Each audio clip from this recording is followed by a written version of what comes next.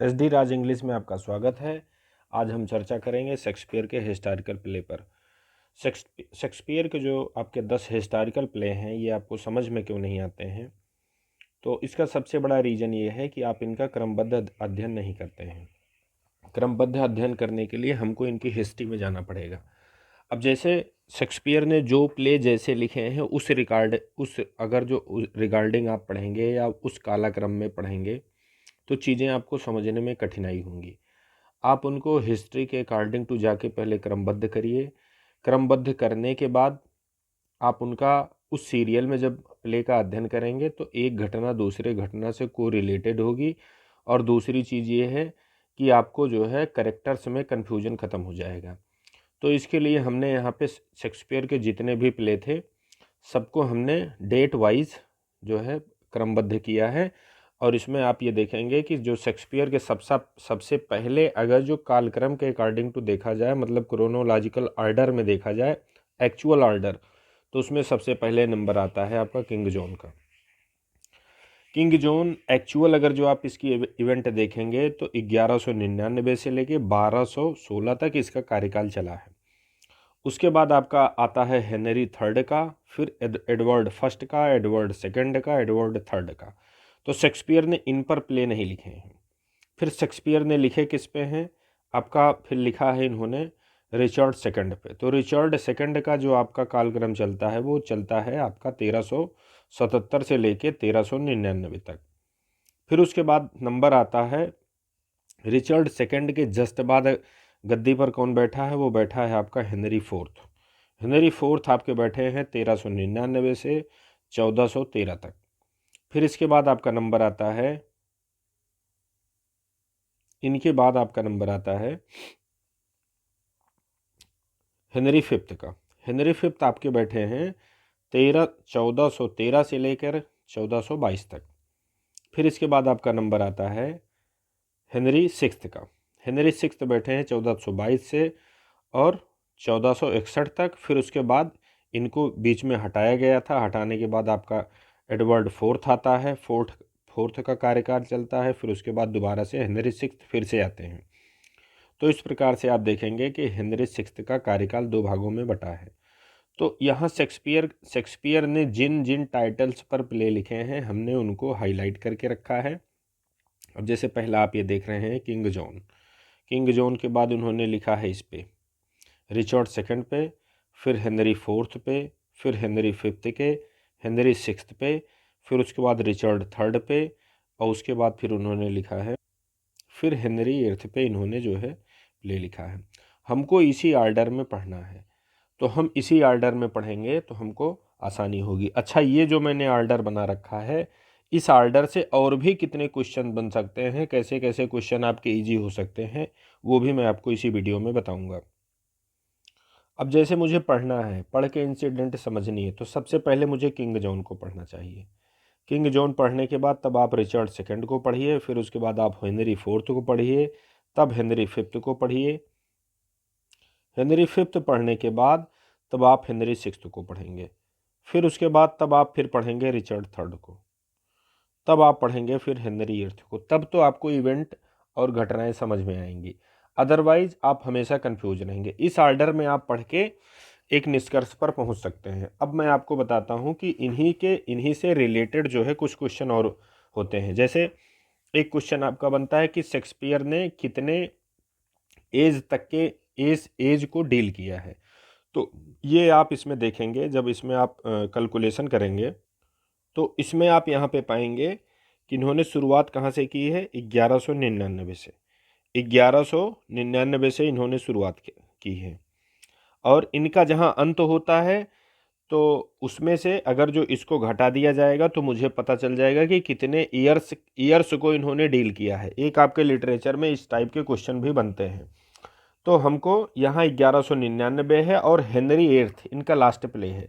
Henry eighth कब तक को डील करता है उसमें से मुझे इसको घटा देना है, तो मुझे बीच का जो है ड्यूरेशन पता चल जाएगा कि कितने समय तक का है।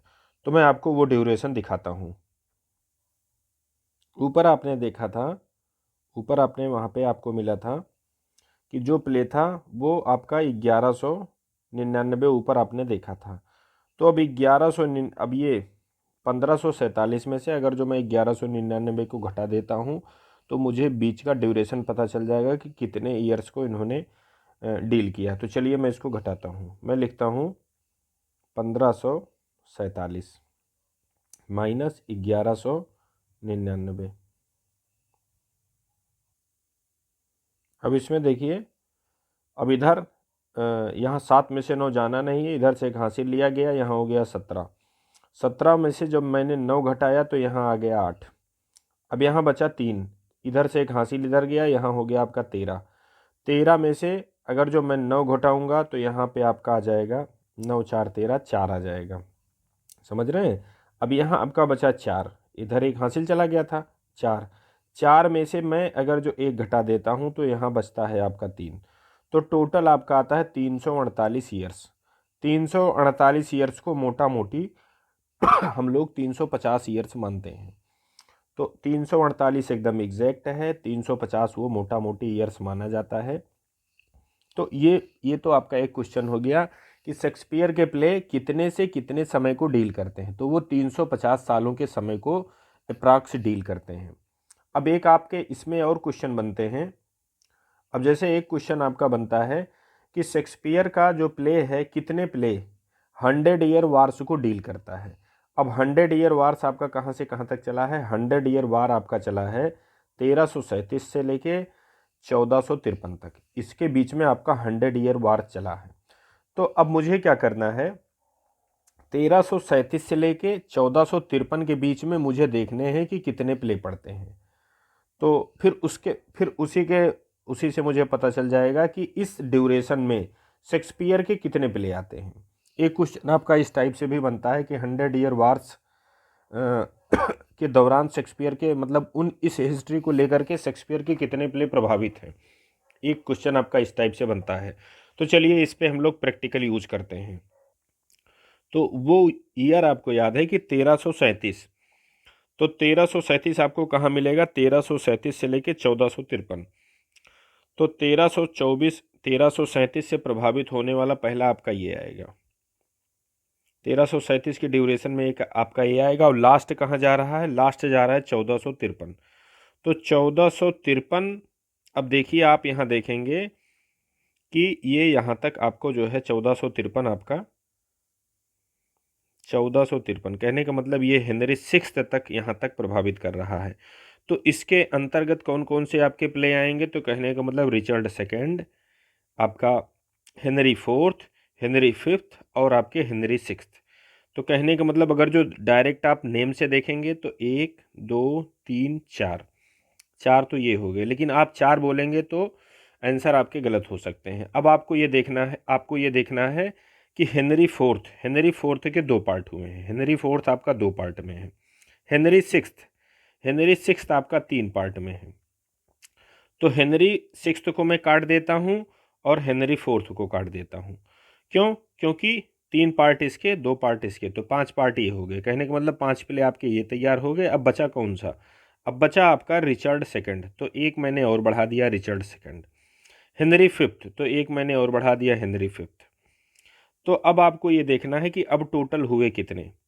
तो 2 तो हो गए हेनरी फोर्थ और 3 आपके हो गए हेनरी सिक्स्थ। तो 3 2 5 और एक आपका हो गया हेनरी फिफ्थ और उसके बाद एक आपका हो गया रिचर्ड सेकंड। तो 3 2 5 6 1 7। 100 ईयर वार को डील करने वाले शेक्सपियर के टोटल 7 प्ले हैं। 7 प्ले जो है ये 100 ईयर वार को ये डील करते हैं। अब एक आपका दूसरा क्वेश्चन आता है कि वार ऑफ रोजेज को इनके कितने प्ले डील करते हैं या कितने प्ले इनको प्रभावित करते हैं। तो चलिए इस टाइप का एक आंकड़ा उस पर भी डाल लेते हैं। अब यहाँ आप देखेंगे कि वार ऑफ रोजेज का ड्यूरेशन कहाँ से कहाँ तक है। तो ये है 1455 से लेके 1485 तक। तो मुझे फिर वही काम करना है कि 1455 से और 1885 के बीच में जितने भी प्ले आएंगे मुझे उसको काउंट कर लेना है। तो चलिए काउंटिंग की प्रक्रिया जारी करते हैं। 1455 से 1485 तक। तो इसमें आपका 1455 कहाँ से प्रभावित होगा? तो 1455 आपका प्रभावित करना शुरू करेगा यहाँ से। ये देखिए हेनरी सिक्स्थ, तो इसके अंतर्गत आपका आ जाएगा हेनरी सिक्स्थ।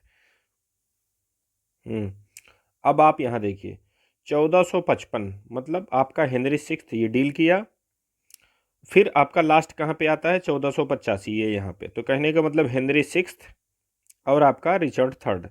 तो हेनरी सिक्स्थ में कितने प्ले हो गए आपके? 3 हो गए, और ये रिचर्ड थर्ड एक आपका ये हो गया। तो कहने का मतलब टोटल कितने प्ले हो गए? 3 + 1 = 4। तो 4 प्ले आपके हो गए किनसे? वार ऑफ रोजेस को।